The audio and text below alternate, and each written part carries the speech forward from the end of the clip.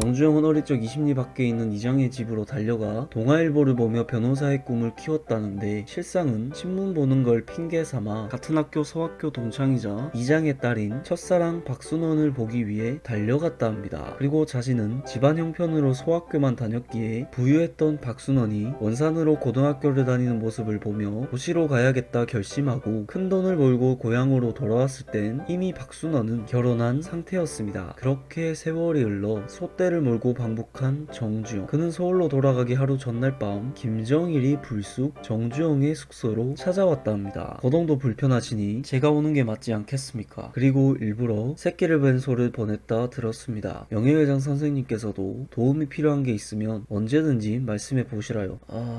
그럼 제 첫사랑을 좀 보고 싶은데. 고향이 이북이었던 정주영의 말을 들은 김정일은 그날로 북한을 샅샅이 뒤졌고 서울로 돌아와 매일 아침 손잡고 걸어서 출근하고 싶다 라며 종로구 가회동에 첫사랑에게 선물할 저택을 70억에 구입했습니다. 그런데 2000년 6월 28일 8차 방북 당시 첫사랑이 이미 2년 전에 병으로 사망했다는 소식을 듣고 빨리 알았더라면 아산병원에 데려가 고쳤을 텐데 라며 슬퍼했다 합니다. 북한은 소떼방북과 유경 정주영 체육관을 지어준 고마움에 역사상 처음으로 남측 조문을 한 것이 정주영 회장이지만 북한은 정주영의 고향 통천에서 미사일을 날렸습니다. 정주영은 변중성 여사와의 결혼식 당일 일종의 이벤트로 당나귀를 끌고 갔지만 한겨울 폭설로 인해 무산되고 신부를 위한 연극 공연도 무산되었답니다. 변중성 여사는 정주영에게 시집을 왔을 때부터 이미 장남 정몽필이 태어나 있었다고 합니다. 정몽필은 실적 부진의 이유로 아버지와 관계가 소원해지자 영국으로 떠났고 3년 만에 한국으로 돌아와서는 현대가 인수한 인천제철, 현 현대제철의 사장이 되어 어렵게 얻은 기회를 살리려 굉장히 성실히 일했다 합니다. 그날도 울산에서 밤새 회의를 하고 새벽 5시 인천제철 회의에 참석하기 위해 무리해서 새벽에 오다가 운전기사가 대형 트레일러를 들이받는 교통사고로 그 자리에서 사망하게 됩니다.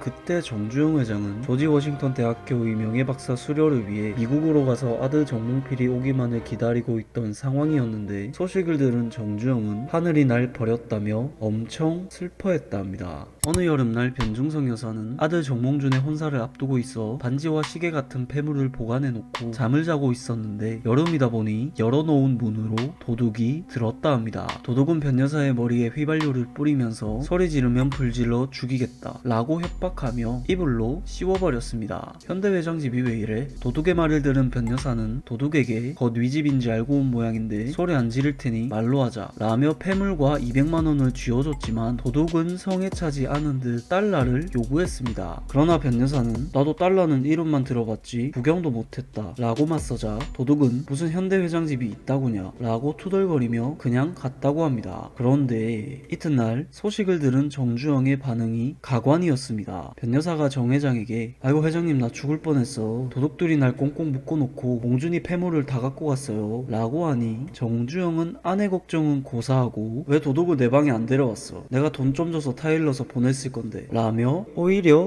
호통을 쳤다고 합니다. 변여사는 혹여 도둑이 남편 방에 가 해코지를 할까봐 죽을 각오를 하고 덤볐는데 그 마음도 몰라주고 타박을 받으니 그날로 남편 방이 있는 2층은 꼴도 보기 싫어서 아예 아래층에 방을 잡았다 합니다. 정주영 회장은 한때 세계재벌 순위 9위까지 올랐던 대한민국 최고 부자였지만 남들은 내가 부자라고 부러워도 하고 질투도 하지만 실상 나 자신은 부자라는 감각을 느끼지 못하고 산다 라고 말할 정도로 소탈함으로 유명했는데 구두는 다 해줬고 최불암은 정주영의 자택에 초대받았을 때 깨진 욕실 타일을 그대로 쓰고 있다는 사실에 놀랐다고 합니다. 그런 정주영이었지만 건강에는 돈을 아끼지 않았는지 당시 강남 음마아파트 34평 분양가가 2034만원, 대기업 대졸 신입사원 월급이 30만원일 때 강원도에서 600년이 넘은 2m 30짜리 산삼이 나왔다는 소식에 냉큼 달려가서는 곧바로 7,800만원을 내고 그 자리에서 전부 먹어 해치웠습니다. 정주영은 현대조선소 건설 현장에 공장에 나가 직접 차를 몰고 시찰하는 일이 잦았는데 어느 폭우가 쏟아지던 날, 그날도 여느 때와 같이 시찰하고 있을 때 없어야 할 자리에 바위가 있는 걸 본 정주영이 핸들을 확 꺾었지만 그대로 바다에 빠져버렸다 합니다. 그때 정주영은 바닷속에서 생각하니 만약 내가 살아 돌아가지 못하면 사람들이 무모하게 사업을 벌이다 자살했다 라고 할 것이 뻔할 것 같았습니다. 그 말을 듣기 싫어서라도 꼭 빠져나가야겠다 생각하고 겨우 문을 열고 나와보니 경비원이 보였어요.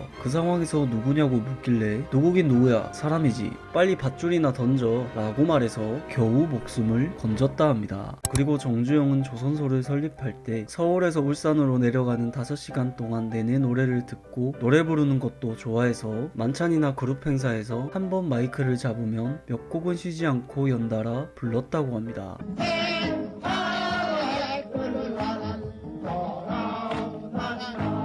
정주영은 최불암과 밤새도록 술을 마신 적이 있는데 최불암의 말에 따르면 정주영이 자신을 방으로 옮겨 물을 먹인 뒤 이부자리를 챙겨 덮어주고는 그 새벽에 출근했다 합니다. 그런 정주영도 술이 세진 않았던 것 같은데 가끔 청와대 만찬을 갔다 올 때면 청와대 담벼락에 술 먹고 구토한 사람은 나 말곤 없을 거라고 밝히기도 했습니다. 1972년 여름 강원도 경포대의 현대호텔에 박정희 대통령이 호텔에 하루 쉬러 온다 해서 난리가 났는데 예정을 넘겨 4박 5일을 머무르는 바람에 매일 밤 정주영은 박정희 대통령과 술을 마셨다 합니다. 말술이었던 박정희가 새벽 4시까지 술을 마시는 바람에 정주영은 항상 일찍 취해 엎혀갔다 합니다. 정주영은 매일 아침 아들들과 출근 전쟁을 했는데 아들들 대부분이 분가했음에도 새벽 5시면 아들 며느리가 청운동 자택으로 모여 6시면 식사를 하고 6시 반이면 아들들과 다 함께 청운동에서 개동까지 4km나 되는 거리를 걸어서 출근했습니다. 정주영의 가족들은 모두 축구를 좋아했는데 육남 정몽준이 축구협회 회장으로 2002년 월드컵을 개최하기도 했으며 현재 축협회 회장도 현대산업개발의 정몽규 회장이고 정의선이 전북현대모터스, 정몽준이 울산현대, 정몽규가 부산아이파크를 소유 중입니다. 정주영은 현대건설 신입사원 연수 때 직접 삿발을 잡고 모래판에서 씨름 경기를 뛰기도 했습니다. 지난 이병철 회장 편을 보신 분은 아시겠지만 이병철은 정몽준이 서울대 경제학과에 입학한 걸 두고두고 부러워했다고 합니다. 그래서 정주영은 정몽준을 입이 닳도록 칭찬하고 다녔는데 한날은 정몽준이 정주영에게 한턱 쏘겠다며 명동 생맥주 골목으로 데려갔다 합니다. 아버지, 제가 1차는 샀으니 2차는 아버지가 사세요.